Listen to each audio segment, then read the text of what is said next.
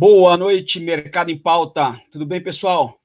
Hoje, quarta-feira, dia 22 de janeiro. Os mercados hoje ainda sentindo a questão da epidemia do coronavírus. A Ásia chegou a fechar no positivo essa madrugada com o boato de que a epidemia estava contida, mas ao longo do dia não foi bem isso que a gente viu.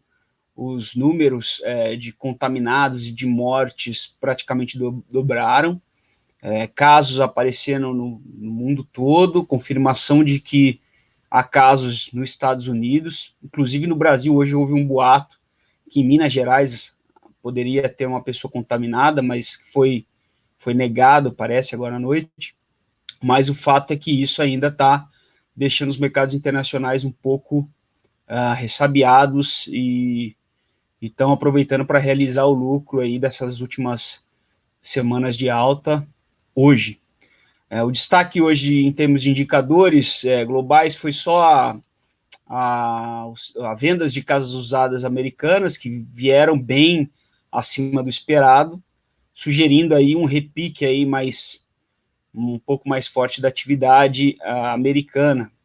Vamos acompanhar até que ponto esse repique aí vai levantar os indicadores, principalmente os indicadores dos setores industriais, os hard data, como eles costumam dizer, estão sofrendo, enquanto o soft, que são a confiança, ainda está bem, o varejo, a confiança do consumidor. Vamos acompanhar o que vai acontecer aí nos próximos dias. Então vamos começando aqui pelo mercado chinês, pelos mercados chineses que fecharam em alta, como a gente pode ver aqui, após uma abertura ontem um fechamento pesado. Hoje essa madrugada abriu com um boato de que o coronavírus estaria contido, a epidemia. Mas, ao longo do dia, isso não foi bem o que aconteceu. Os dados de que mais contaminações passaram a ocorrer fez com que as bolsas europeias fechassem todas no prejuízo ao longo do dia, com medo disso se alastrar lá para a Europa e afetar os setores de aviação, os setores de transporte, como a gente já veio e mostrou ontem. Mercados americanos fecharam neutros, também abriram na expectativa que está contida a epidemia, mas o que a gente viu foi força vendedora ao longo do pregão, não deixando as bolsas americanas descolarem. Então teve o Dow Jones fechou em queda, Nasdaq e SP500 fecharam levemente altistas, levemente. O destaque positivo hoje do mercado americano, em termos de ações, foi a ação da Tesla, que hoje superou a Volkswagen em capitalização de mercado. Está valendo mais aí, Tesla está valendo mais de 102 bilhões de dólares, enquanto a Volkswagen está valendo 99.303.488. Então, hoje a Tesla é a maior empresa, é a empresa produtora de veículos ou a montadora de veículos mais valiosa aí em termos de capitalização do mercado do mundo. Maravilha! Olha só que alta vertiginosa que essa ação, acho que ela vai lançar um carro que voa daqui a pouco, provavelmente, mas o que a gente mais vê é bateria pegando fogo, mas é muito interessante aí como essa ação subiu muito aí nos últimos tempos, aí, últimas semanas. Ações defensivas aqui marcaram o dia novamente, segundo dia consecutivo de alta, em que as ações defensivas são preferidas em detrimento das ações cíclicas, que está em vermelho aqui, mostrando que é uma alta, aí existe cautela, os investidores estão preferindo as ações menos arriscadas, que são as defensivas, setores mais defensivos, menos cíclicos.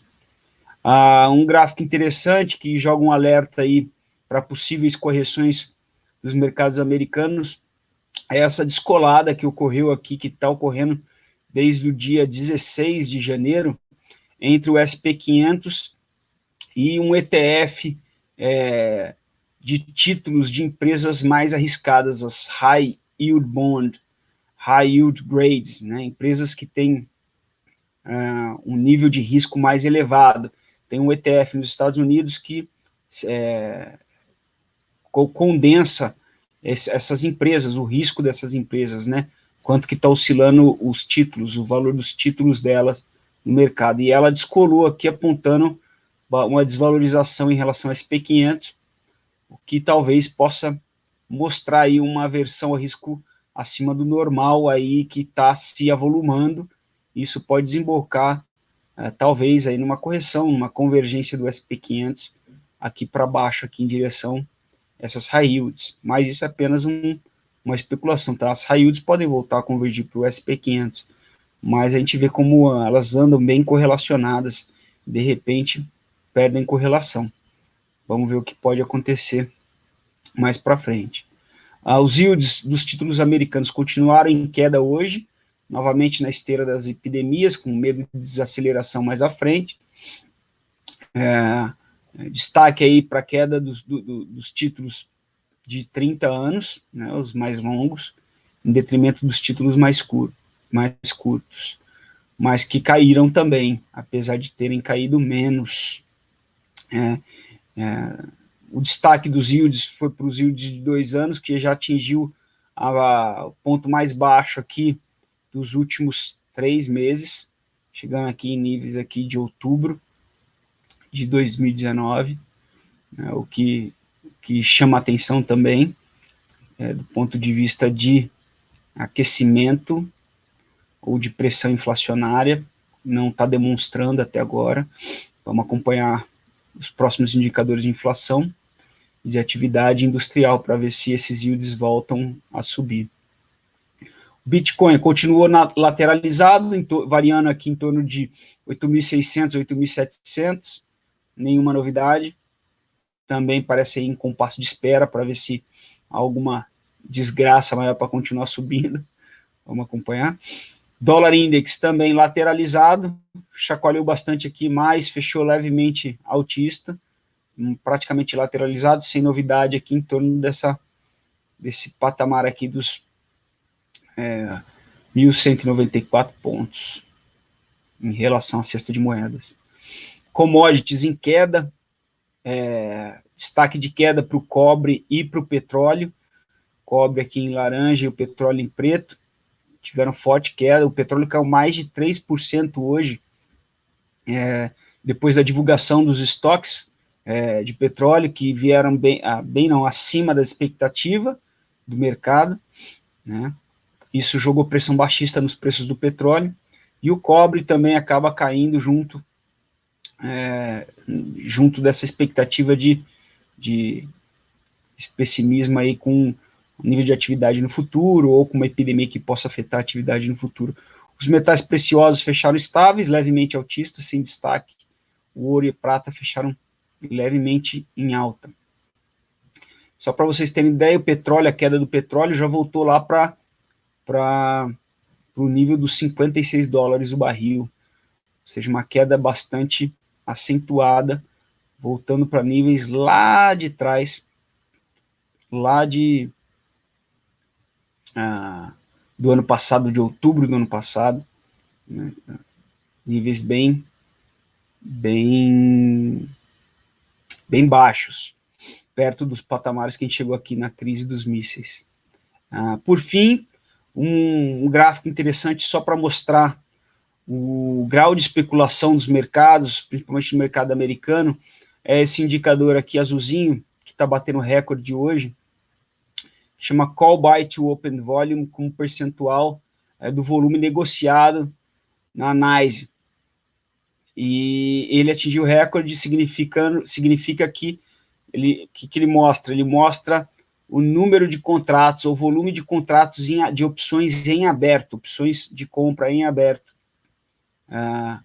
Pode ser venda de opções de compra ou compra de opções de compra, a gente não sabe, mas o fato é que o volume deles o volume recorde, né? Isso mostra que a especulação está bem acentuada aqui nesse patamar. Muita gente apostando contra ou a favor a direção da bolsa nesse momento, e a gente teve outros momentos de topo,